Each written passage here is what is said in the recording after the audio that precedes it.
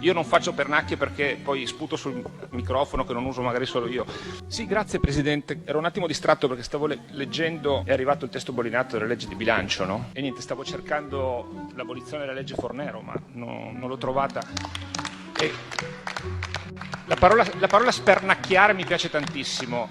Siccome il ministro Salvini ha detto se fra un anno in campagna elettorale non avremmo abolito la Fornero, il nostro impegno non è una promessa, è un impegno, siete tutti autorizzati a spernacchiarmi. Azzerare la legge Fornero e avviare quota 41. E se ci avrete dato il voto avremo vinto le elezioni e non avremo fatto quello che ho detto stasera, siete titolati a spernacchiarmi. Io non faccio pernacchie perché poi sputo sul microfono che non uso magari solo io.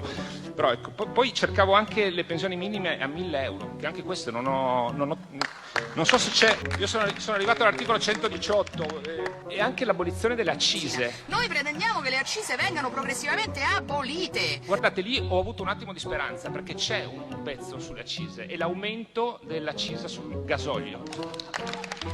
C'è anche la riduzione dell'accisa sulla benzina, uguale, solo che noi usiamo 9 miliardi di litri di benzina e 27 miliardi di litri di gasolio in questo paese per l'autotrazione, quindi il rapporto non è esattamente 1 a 1. Vede, poi la cosa più è un effetto meraviglioso. Io non so se anche la vostra copia della legge di bilancio bollinata è come la mia, è cangiante, cioè ha la prima pagina e quei materiali che se li metti da una parte ci vedi la norma sugli extra profitti e Salvini la vede. Se la metti dall'altra parte Tajani dice no, non c'è la norma sugli extra profitti.